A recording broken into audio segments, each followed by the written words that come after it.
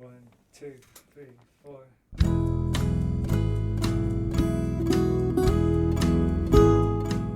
Hello, you're listening to the SKYLIT Books podcast series. We are a general interest independent bookstore located in the Los Feliz neighborhood of Los Angeles, California. This year, because of the coronavirus pandemic, we've had to close our store and cancel in-person events. But SKYLIT is your neighborhood bookstore, and we are finding ways to create community even while we're far apart. In the coming weeks, we'll be putting out lots of new audio content to help you discover new books, connect with authors, and check in with your favorite booksellers. To learn more about how you can help keep SKYLIT alive, please visit our website at skylitbooks.com or check out our social media accounts on Twitter and Instagram. You can subscribe to the podcast on Podbean, iTunes, and Spotify. Thank you for listening and enjoy.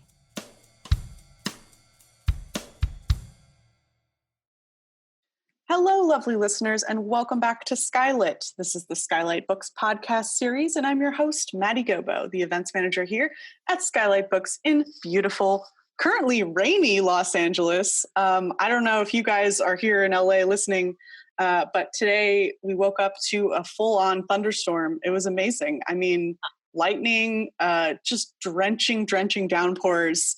It felt so cleansing and good after a very dry and fiery year. So kind of a nice cleansing way to end 2020. And I'm just delighted today to welcome Lory, Bedikian and Dorianne Laux. We're both poets. They're going to be in conversation today about both of their works, and they're also going to be reading some poems for you.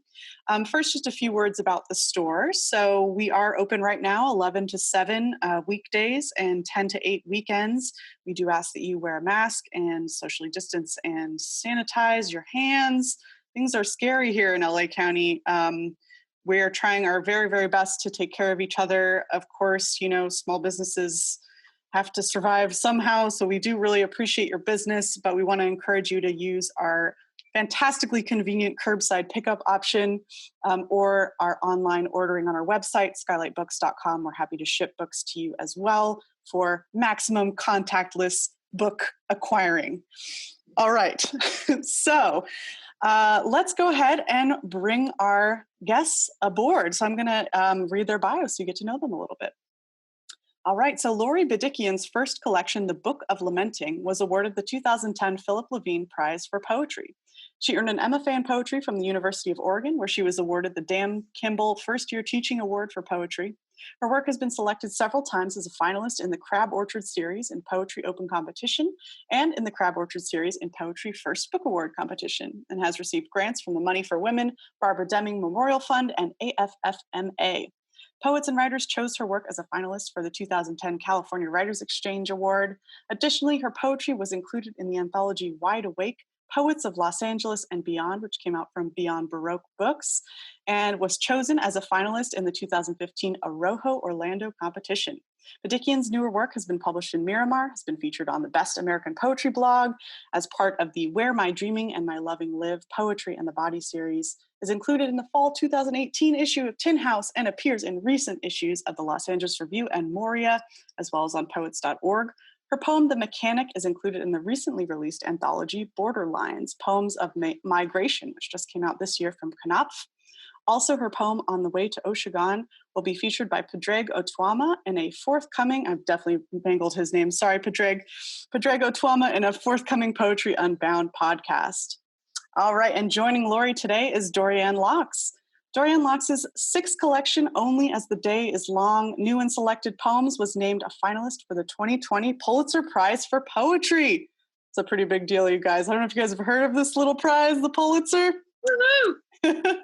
Congratulations, Dorianne. Her fifth collection, The Book of Men, was awarded the Patterson Prize. Her fourth book of poems, Facts About the Moon, won the Oregon Book Award and was shortlisted for the Lenore Marshall Poetry Prize.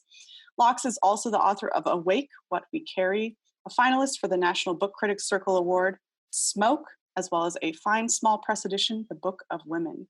She is the co-author of the celebrated text, The Poet's Companion, A Guide to the Pleasures of Writing Poetry. Lory and Dorianne, welcome to the podcast. I'm so delighted to have you. Lory, it's fun to welcome you back after we did a great virtual event together this year. Yes. And so I'm so glad to have you both here. Thanks for joining me. Thank you for inviting us. Yes, thank you so much. So do you guys want to start us off with a couple of poems? You know what? Can I tell a little story that has to do with Dorianne and me? Of course, I would love that. Yeah, I thought about this last night, and then we got a hailstorm, and that really woke me up. So I thought, wow, this is a blessing. There's hail pounding down on the roof. Now I can really wake up and think about this.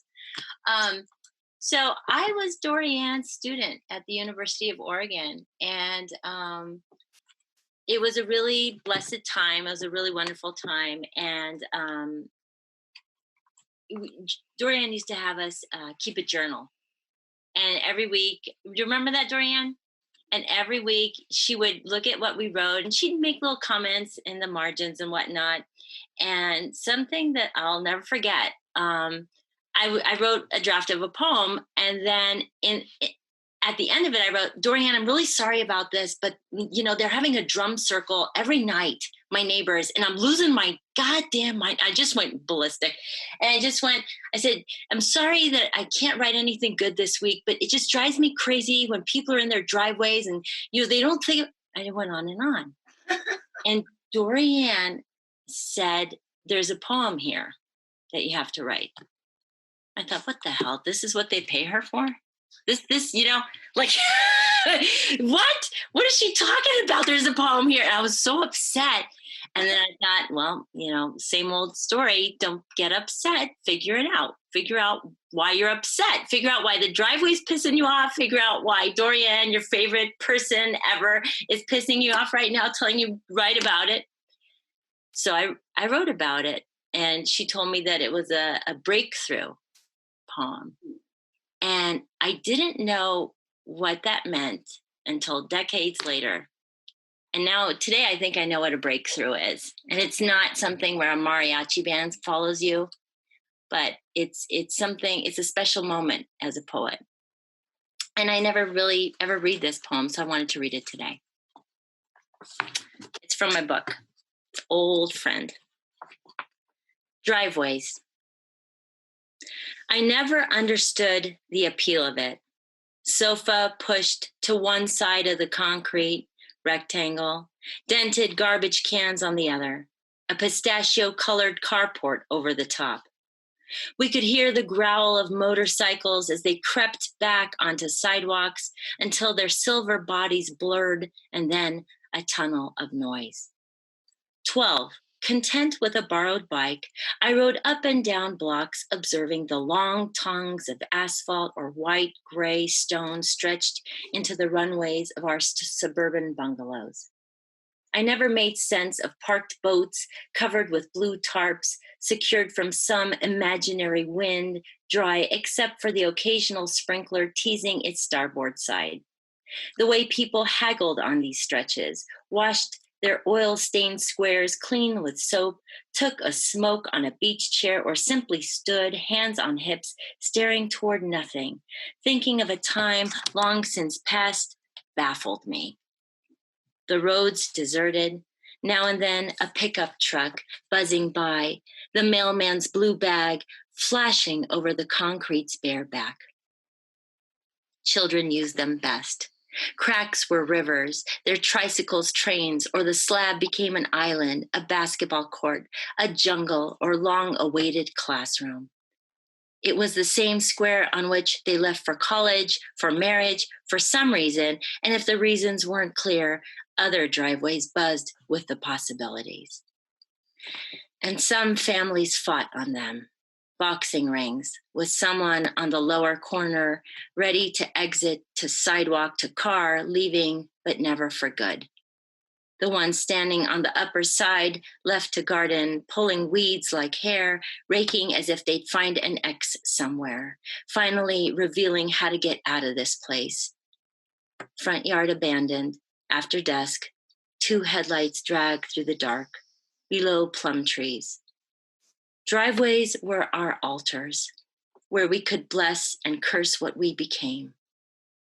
I rode home too small to know that something makes us want to see the world from this vantage point, from ground hardened over earth, blaring with noonday sun, a dead flag under our feet, rolled out to claim a plot of land, feeling the movement of years upon it, hand over the eyes, calling to the window above.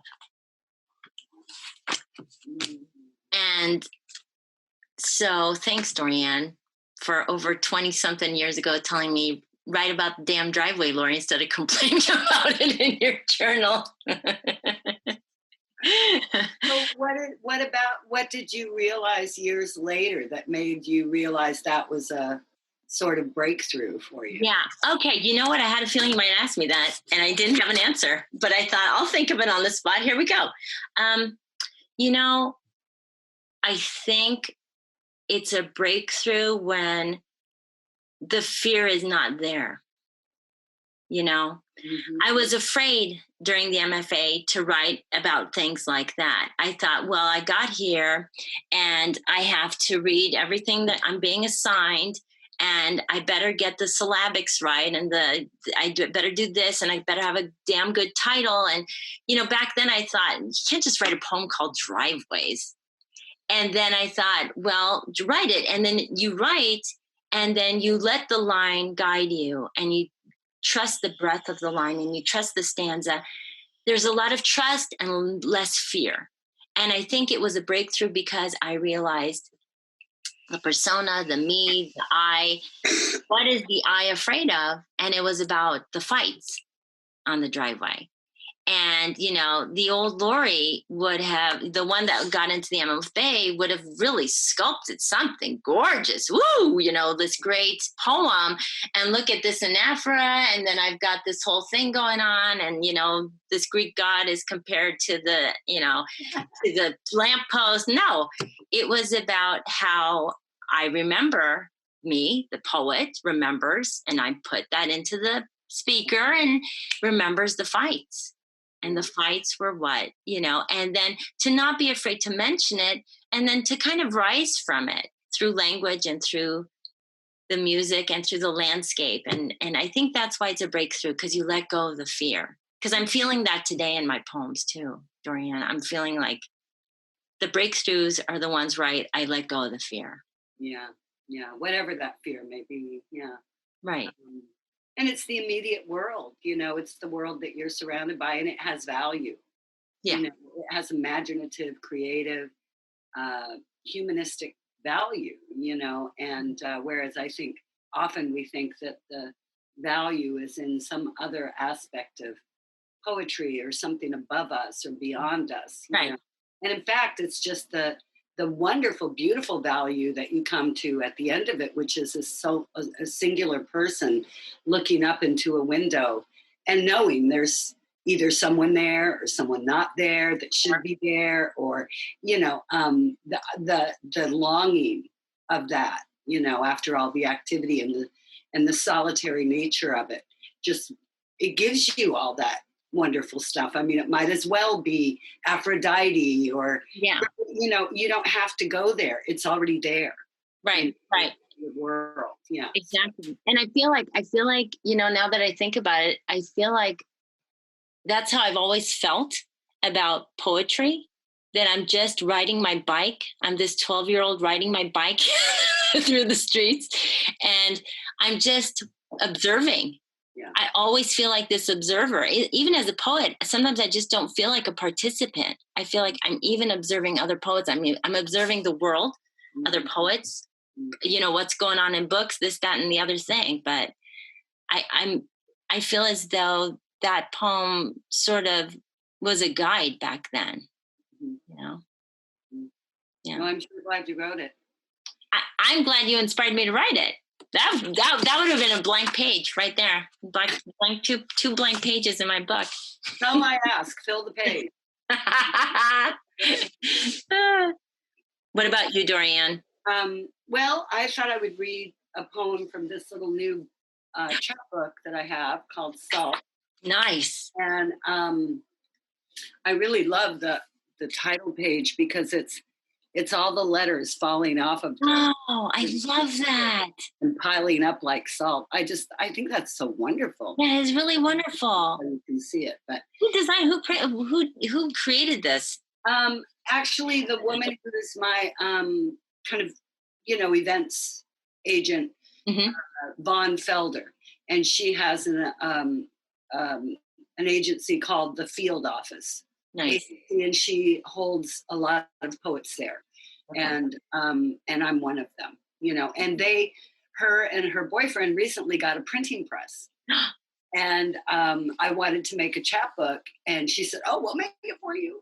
And all I want for Christmas is a printing press. yes, exactly. Yeah. Imagine, And so anyhow, this is Lory and I both have in common strong bonds with our mother's relation, like all us women and men. But we've been talking about it a lot lately, right, Dee? Yeah. And we've been talking about it a lot. We've been writing poems, for our mothers a lot. So I thought I'd read a poem for my mother that's pretty recent in here, and it's not even really for her, so to speak, but it's mothers, grandmothers, daughters, And so you got driveways. I got the idea of the cup as being somehow symbolic of the mother, daughter, grandmother, I don't know, relationship. It's a beautiful vessel, the cup. I love that. Shells or hollowed out stones, curved bones, wooden leaves, shaped clay, glazed and fired, tin, porcelain, glass, pale ceramic, paper or plastic. The cup, we are told, holds on, invented by no one, made to contain and appease water, tea, coffee, hot chocolate or pudding, carrot soup, a carnival of uses. One-handled, two-handled, painted or plain. There is no one, I imagine, who is against the cup. Even the unmatched cup, alone in its namesake cupboard, its twin having fallen with a great noise to the floor, in shards and stars. A grandmother, somewhere in time, packed her cups in a suitcase, carried them into the new world on a ship, the frosted waves clashing and shattering under the tin foil moon. Not one of her packed cups cracked.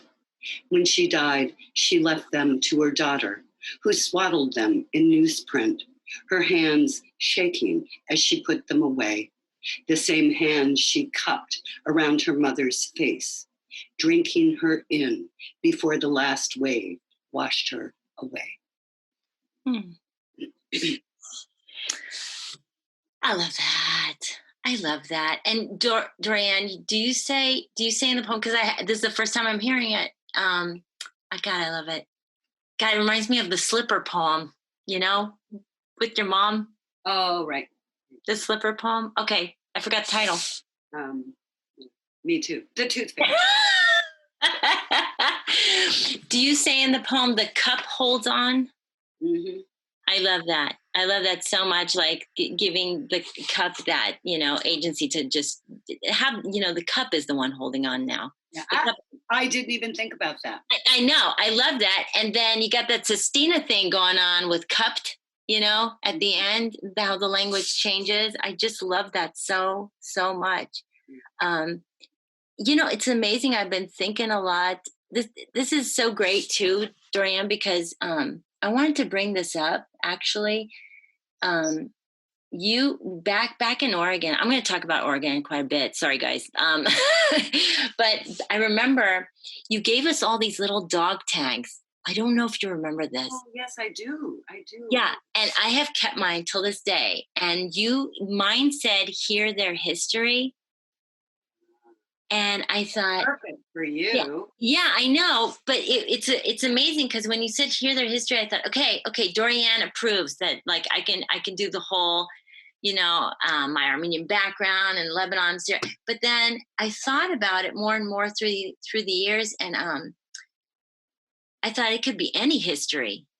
It could be any history, and I'm finding that. I mean, that I just lost my mom recently, Dorianne, and I'm really kind of pissed because as a poet, I'm like, Mom, you didn't give me any material. You just like totally, you left and I wanted your stories and I couldn't, you left with so much. You didn't write a memoir because you didn't give a cuckoo about writing anything down. And, but then I think about people like Yvonne Boland, who like, she wrote all about the mother or the grandmother, and she didn't, she even said that there were things that she had to just, it came from her imagination, imagining what it must have been like in Ireland during those years and whatever, or during wars. And, but I feel like there's a lot that you had to imagine to write this. Am I right? Yeah. Yeah. Like nothing was handed to you.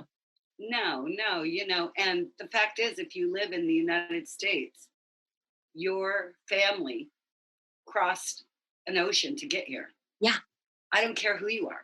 Yeah, thank you. You are an immigrant, you know, and your ancestors, you are grateful to them for, coming over and starting a new life here.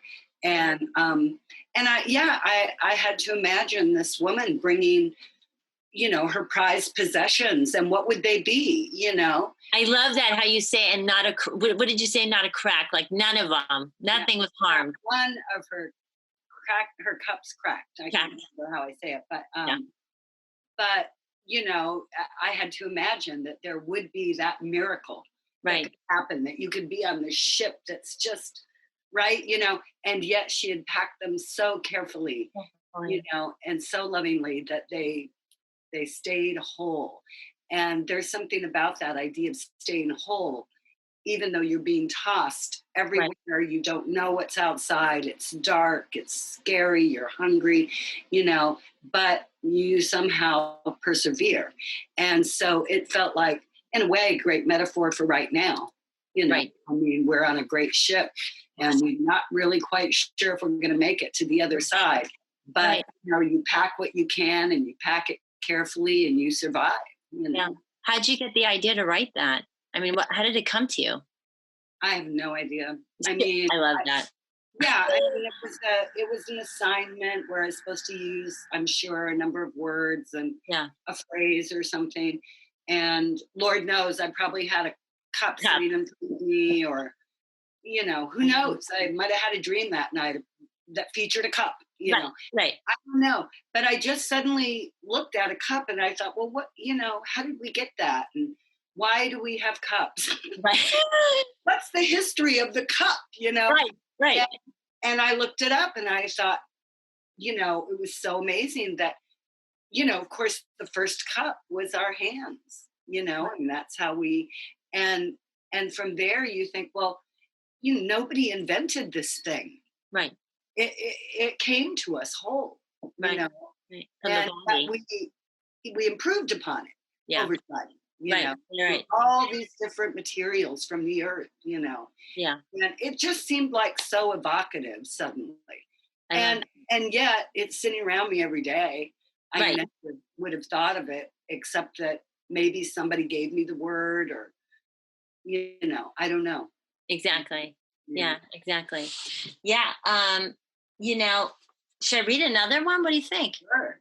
Yeah, let's do this. I was going to read, it's just so crazy. I'm just going to, I'll read something, since we're talking about mothers. I'll read something that it's so crazy, because when you kind of know they're going to leave, right? The parent figures, the mother, particularly the mother figure, you start preparing yourself. And I think as a poet, you start preparing yourself by writing and writing down, not necessarily what you're feeling, but what you need to sift through. Like it's almost like, instead of just her belongings, I had to do that with my mind and my memory. Yeah.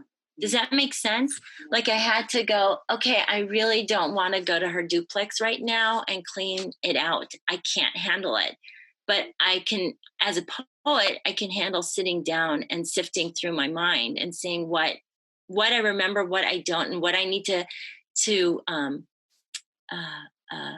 form or create on my own without her. And even in my poems, I feel like I have to create this stuff without her, you know? So I'll read this. I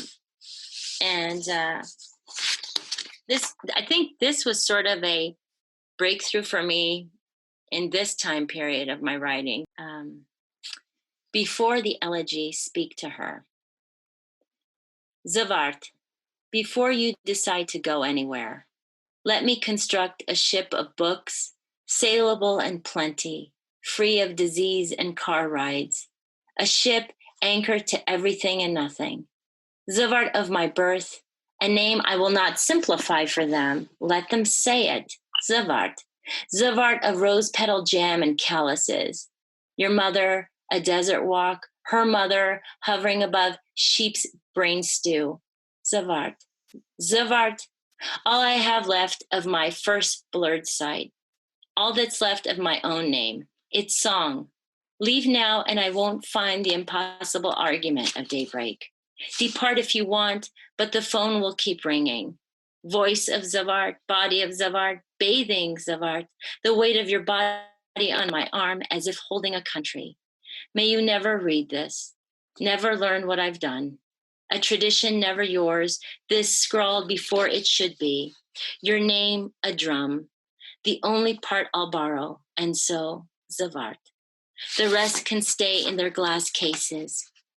Remember how our folklores began? God, Uchi God, once there was and was not. A life we knew full of produce and price tags. Tell me again before you go there how you and one brother took James Dean to be a god. Aleppo tired of you. Your mother never done in the kitchen. What is it now that I'm doing? Did I actually think this would preserve you? How can I close this when a train could take you through a tunnel, a bag of dates and walnuts on your lap? Sudden darkness while you chew, snickering at what you were never taught. What did I promise? Oh, yes, this. Zavart, Zavart, Zavart. What a beautiful. Oh, I just love of that name. Yeah. I think I related to what you just read, Dorianne, because, you know, I speak of the mother. Yes. And the ship and the mystery, like, you know, there's so much we didn't know. There's so much that we didn't know. And I think we're trying to constantly recreate that, you know? Yeah, well, like you say, you know, when I hold you, I'm holding a whole country.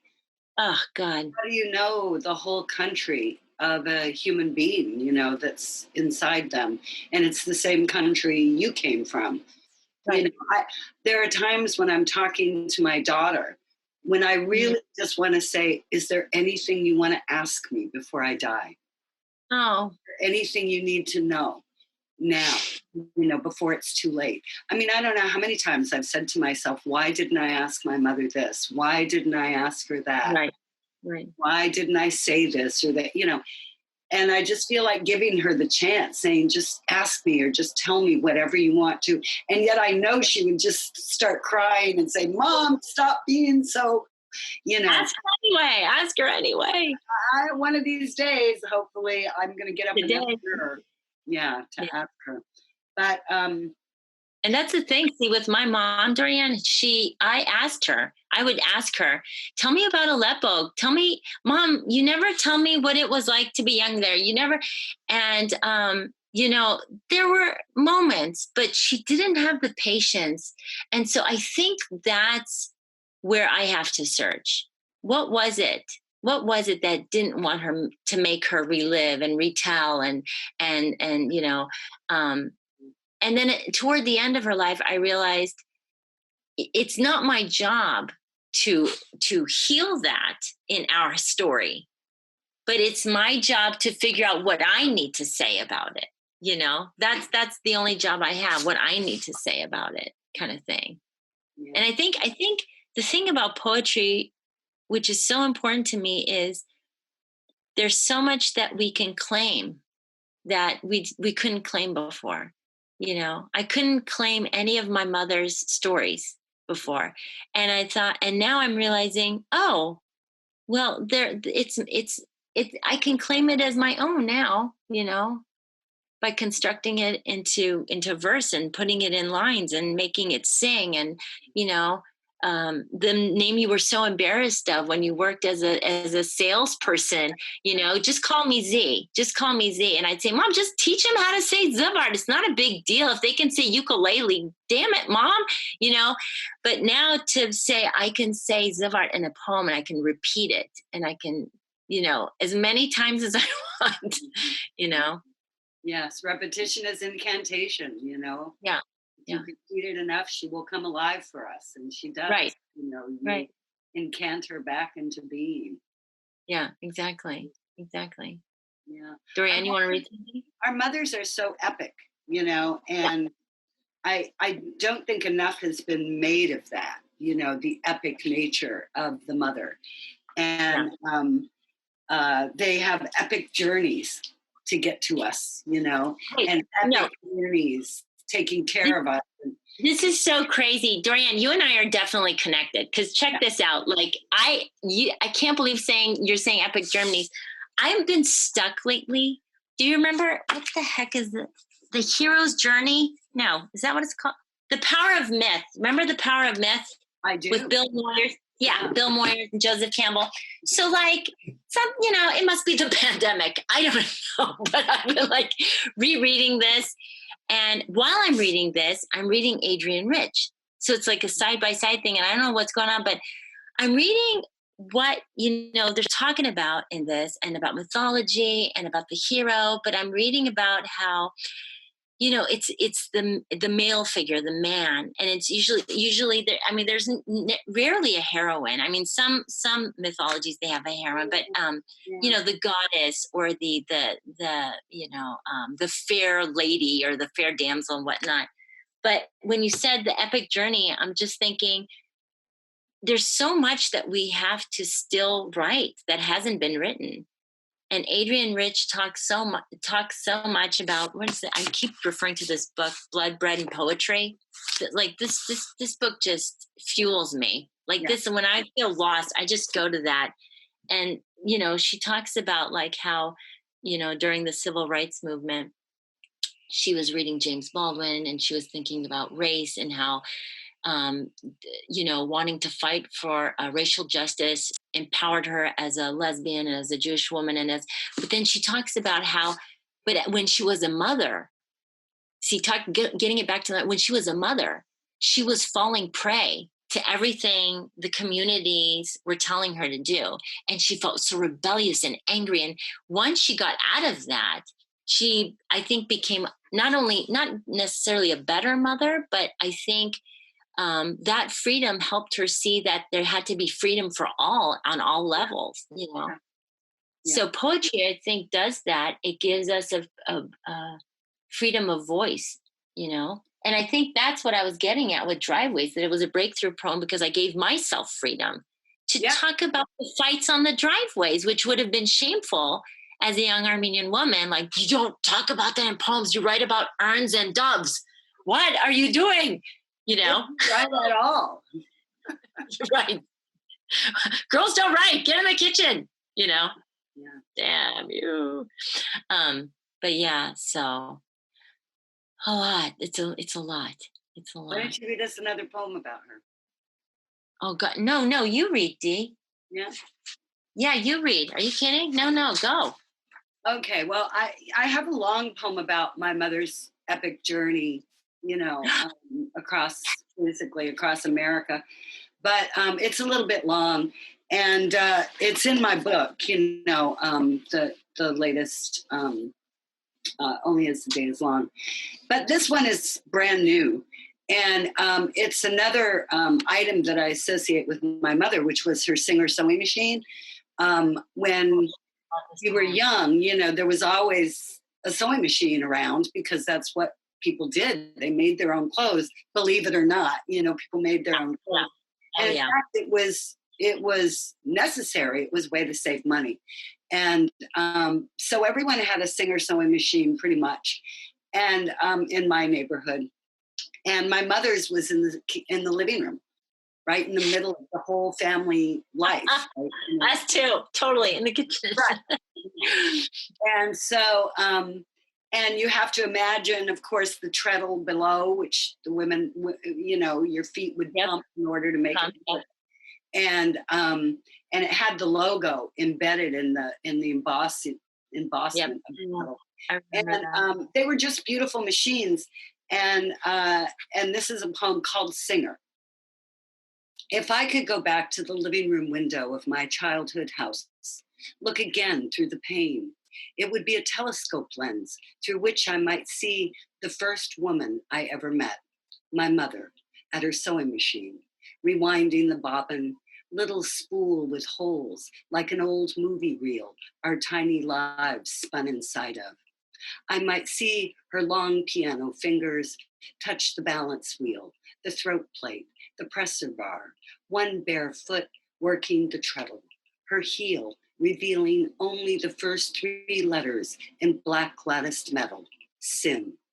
My mother was what some called a sinful woman, divorced, pregnant, without a husband, a baby boy given up for adoption, remarried, another baby born of another man, a one-night stand, while her husband was away at war. She drank too much, thought too much, laughed with her head thrown back, danced with anyone. Too pretty, too brainy, too tall, her black hair a snare that hooked men in. But right now, she's fully visible, stretching the fabric for a kitchen curtain, a child's dress, swatches she salvaged from the deep sale bins, using the selvage for a hem, thereby cutting her handiwork by half. The black oiled mechanism, banging out dress after dress, tablecloths and runners, nothing she couldn't cobble together from the waste of others. She was a very peculiar mother, and by now you can see why we loved her. She was a lit fuse in the rain. She turned from her work and set those same fingers on the piano keys and pulled music through the air. Making something from nothing was what she was good at. Love, children, pants and skirts to dress them in, a table covered with cherries on which the beautiful food appeared, roses from her front yard garden in an old cracked vase, her long arms around our shoulders, saying, sit still, eat, try not to spill anything. I love that so much. I love it so much. I remember the first time I heard you read this and I thought, damn it, I wanted to write a poem. And I didn't. I was totally lying. But I'm like, that is brilliant. That is brilliant. My mother had the same sewing machine. She had the same sewing machine and her foot on that pedal. And I'm like, Mom, do you know what you're doing? She's like, get away from me. I know how to do this. It was bang, bang, bang. Yeah. And I love, this is what I love the most, that you have the piano fingers, right, in the beginning. And then later it comes back, the piano fingers. And it makes me think about our mothers and our mothers' mothers and how their talents, may have been buried, may have been completely on the back burner, so to speak, with the stove and everything.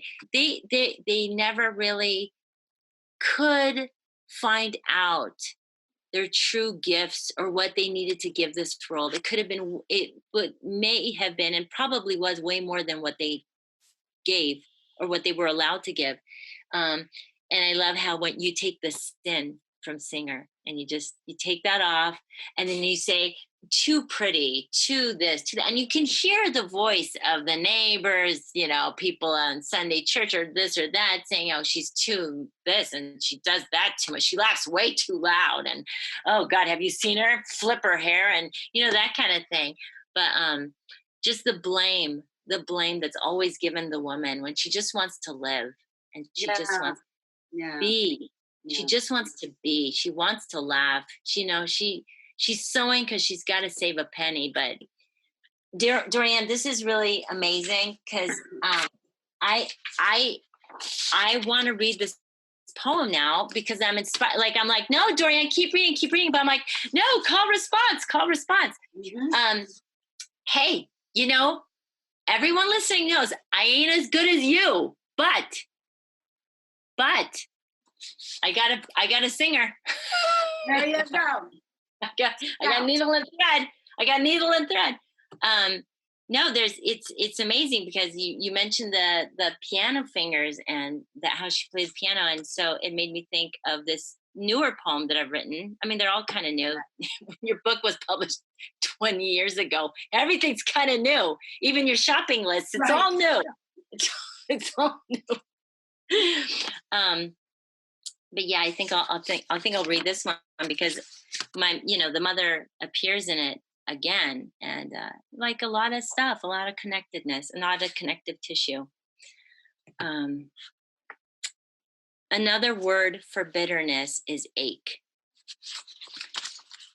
If you ask her what started it all, she most probably won't blame the metronome at the top of the piano. Her mother said she always wanted to play the piano, and since she never learned, then her daughter had to fill that void.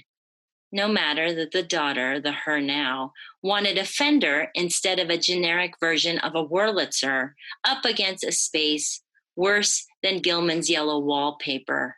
Something she would later read, recognize how if men tell women what's wrong with them, then more than hell has broken loose, more than the underworld. Wanted to strum chords, break scales, use a fret to tame the wild of her own hair. The metronome was not the problem. It was a gift from her aunt. So the metronome was owned, unlike the no-name piano, which was rented, until this daughter could learn how to play Furley's right. It may be important to mention here that the neighbors had a piano and a daughter and piano lessons lined up, but the piano was their own and the father was a machinist. The her filling the void had a father who could recount the history of Mesopotamia while singing Nessun Dorma, but worked as a salesman, the type with a name tag. If this family created its own archetype of the mother figure, it would be a female deity with great shoes, a Syrian passport, and one who has mastered the art of rationalizing anything. But what started it all could never be figured out because no one ever learned to play the piano or the guitar. And the mother, gone now, only reminds the daughter that familial stories are mythology with name tags. In this story, the daughter never truly learns to play any instrument and instead considers that mahogany may actually be the greatest word ever invented, alongside the greatest flower, the ranunculus, because this flower is honest. It wilts sooner than later. The sphere of its bloom so impossible to unravel and barely scented, no thorn in sight. Take a story like this without plot, beginning or end, insert the music the piano could have played, and one can hear a bruised E major, a sullen D minor, and the tearing in half of borrowed sheet music of the newest unpaid bills. Oh, that's so wonderful. I mean, look at all the connections, the mother archetype. Like, I'm like, dude, Dorianne, did you know what? And I love that it's clear anyway to me when you read that, the daughter never learned to play the piano, but she did. She learned it through language, that mahogany, which was also a very favorite word of mine because the piano was mahogany, Right. Miraculous. I mean, she's learning the music and language. She learns to play language, Right. And because I never learned either.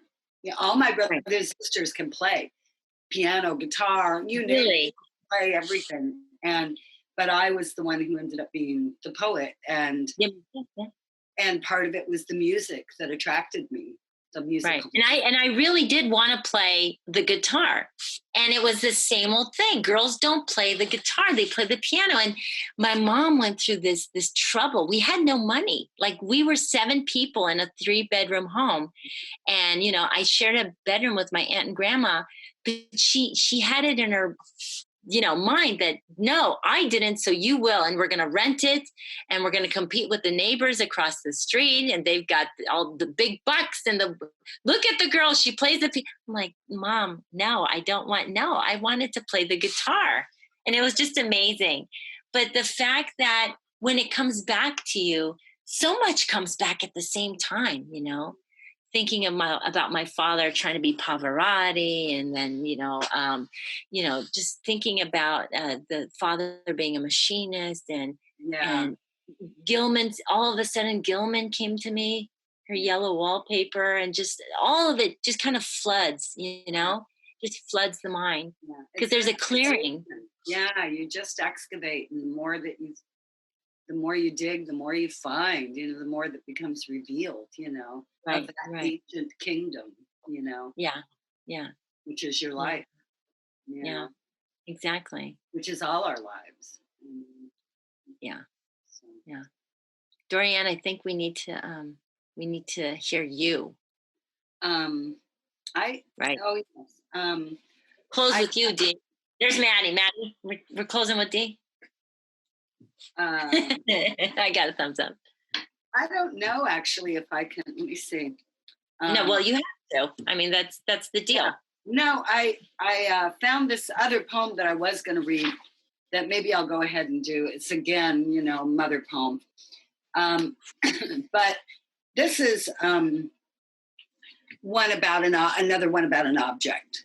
I love the idea of objects holding so much. And this was my mother's colander. That's the title of the poem. And we all associate, of course, our mothers with certain kind of kitchen tools that, they use. But this one moves in a little bit different direction. My mother's colander. Holes in the shape of stars, punched in gray tin, dented, cheap, beaten by each of her children with a wooden spoon. Noodle catcher, spaghetti stopper, pouring cloudy rain into the sink, swirling counterclockwise down the drain, starch slime on the backside, caught in the piercings. Scrubbed for 60 years, packed and unpacked, the baby's helmet during the Cold War, a sinking ship in the bathtub, little boat of holes. Dirt scooped in with a plastic shovel, sifted to make cakes and castles, wrestled from each other's hands, the tin feet bent and rebent. Bowl daylight fell through onto our freckled faces, noon stars on the pavement, the universe we circled, aiming jagged stones, rung bells, it caught and held. So, again, and not really about my mother, but about that object that was so, I don't know, it just was so evocative for us children. And like we were saying, both of us kind of grew up poor, so we played with whatever was available, and that was probably our favorite toy. And I still own, of course, that colander, and can't without thinking of my mother. It hangs on the wall with its little stars, which they don't make anymore. They don't make that particular kind of colander anymore. Right. They're all plastic. Well, most of them. And they don't have the imagination of the star, Right, exactly. I love that so much. Come on. It's like the object that you write about. It's like you create a museum, in memory That's not a bad thing to do, right? Yeah. I love it. Yeah. I love it. Poetry. That can be another job for poetry. And we'll take it on. We'll make museums of the world. We will take it on. Hey, Maddie. Hey, Maddie. Thank you both so much. I loved starting this conversation with Lory's driveway and ending it with Dorianne's colander. That feels very nice. Nice bookend of powerful domestic moments. Yes. And I this think can definitely be played on Mother's Day. It's kind of celebration of mothers. Yeah. It's an honor to be here with Dorianne and Maddie. I think Honor to be here with you, sweetheart. Thank you. Well, it's been such a pleasure to listen to you both, and I think, especially in pandemic times, the domestic feels more powerful than ever. So it was really wonderful to hear both of you talk about these objects that have such power, and then also your own relationship, which feels very familial and artistic at the same time. So thank you both for sharing this with our audience. Before we go, I just wanted to see if there's anything else we didn't talk about, any other things you wanted to mention to our audience?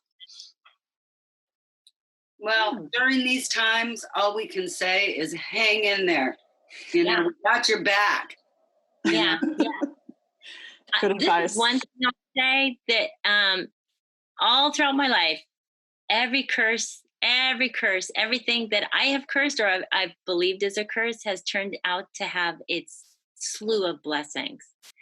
There is no way I could have afforded to fly somewhere, pay the travel expense, whatever, to read with Dorianne or to have a podcast with Dorianne. I mean, podcast is already, but there's no way I could have afforded to be able to voice myself in the presence of Dorianne's voice. And that is the greatest joy for me. And I know after this, I have to turn off Zoom and I have to go deal with domesticity and curse, life and wait for January to, whatever. But what I'm saying is, in every blessing, there's a curse. We have to find the blessings, damn it. We have to. You have to think, I never thought about how great this wall is and how I could plaster it with every poem I've ever loved. And let's see, I have the time, for those who have the time. And then, for mothers, I got to say this for mothers or parents, anybody, remote schooling, it's a nightmare, but find the blessing in it, God, I don't have to wait in the car for half an hour. I get to hug her immediately when we turn off Zoom. There's got to be some kind of blessing in it. Yeah. Yeah, my daughter and I call it silver lining shit. She's like, there's some silver lining shit for you, Mom. I love that. So remember that, everyone. Silver lining shit. Great advice. Great advice going into our new and hopefully less terrible year. Yeah. Oh, no. 2021. May it be blessed. May it be blessed. Yeah. All right. So my guests today were Lory Bedikian and Dorianne Laux. Thank you both so much for joining us. It's been a delight having you. I hope we get to hang out all together in the store someday soon. Yeah. We will. Yeah. We will. Definitely. All right. So check out their books, everybody. And thank you so much for listening. Take care out there and Happy New Year.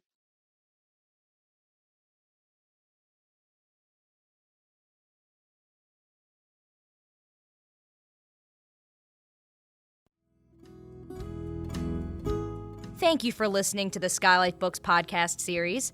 Please don't forget to visit our website at skylitbooks.com and make sure to follow us on Twitter and Instagram. Also, don't forget to subscribe to this podcast for more author talks and bookseller conversations.